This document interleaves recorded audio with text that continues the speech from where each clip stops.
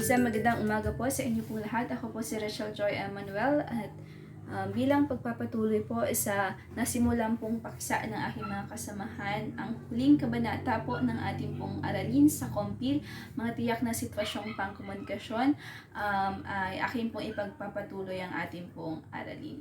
So, tatlo po sa mga karaniwang sitwasyong pangkomunikasyon ang ating pong pag-aaralan ngayong umaga po na ito. Pero bago po tayo magsimula ay atin po munang balikan at ating pag-aralan ano nga po ba ang komunikasyon. Ang sabi po ni Roberto Ampil, ang komunikasyon daw po ay pinagsamang pagkaunawa sa mensahe at paggamit ng common na wika. Halimbawa, one time inasa ko na Joylyn, Ate Rochelle, pahiram nga po ako ng kasulatang panulat mo.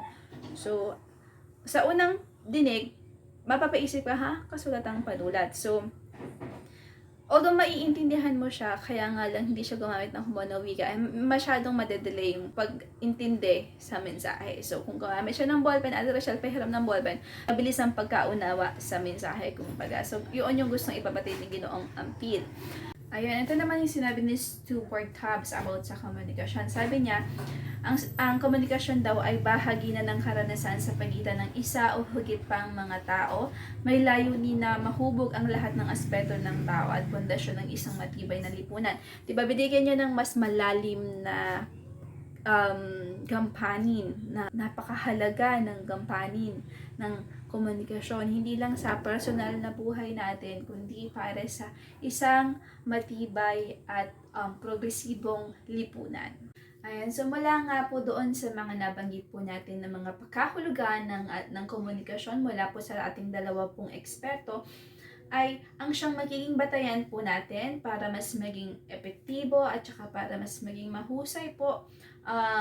Hindi lang po para sa pang-araw-araw na komunikasyon, lalo't higit po sa paksa nga po natin ngayon kung magiging bahagi man po tayo ng mga tiyak na sitwasyong pang-komunikasyon, halimbawa na nga po ang forum, lecture at ang seminar.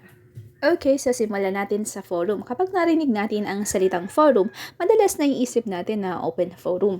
Pero sa mas formal na konteksto, ito ay isang pampublikong gawain na naglalayong talakayin ang isang mahalagang paksa.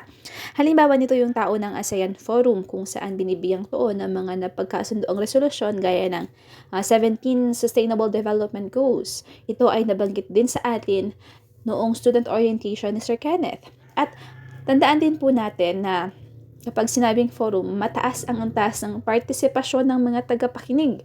Layunin kasi nitong makapagbigay linaw sa isang issue.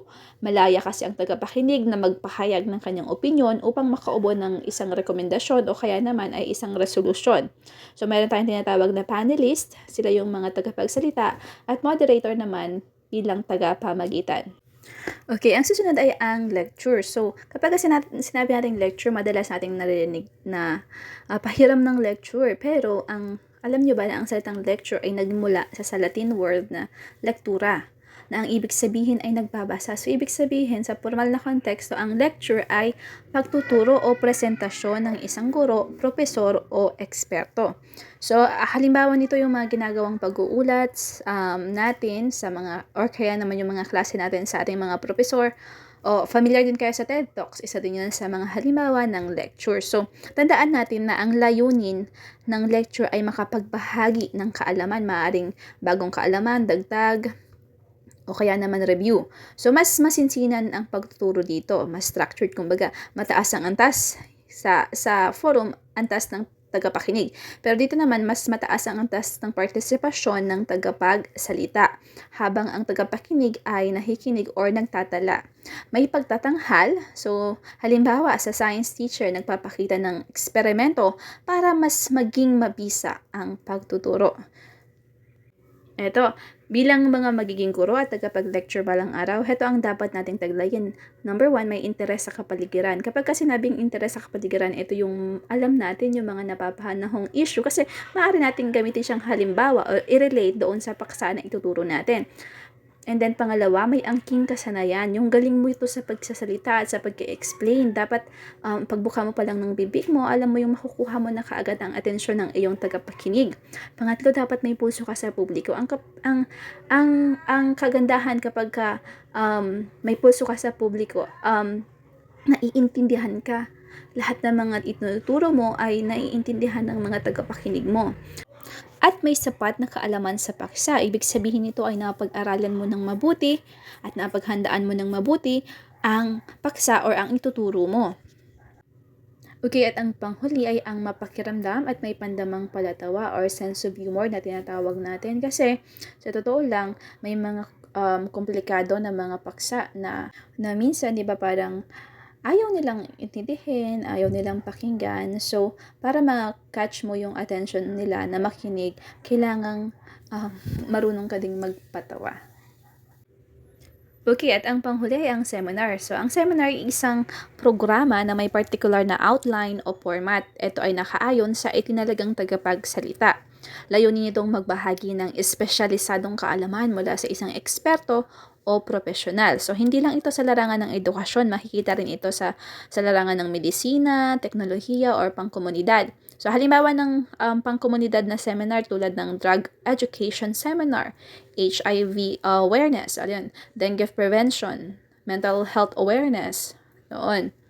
So, ang pagkakahalintulad ng tatlong ito, lahat sila ay planado at organisado. Lahat sila ay may layuning magbahagi ng kaalaman. Lahat ay gumagamit ng estratehikong komunikasyon. Pero ang pagkakaiba ng nila sa bawat isa, ang forum, pinakamaraming partisipasyon mula sa tagapakinig. Ang lecture, nakasentro sa tagapagsalita. Samantalang ang seminar naman ay formal na programa na may 2 o higit pang tagapagsalita. Muli, sana ay naging malinaw at kung mayroon po kayong katanungan, maaari po kayong mag-message sa akin. Maraming salamat po sa inyo pong pakikinig. Magandang araw.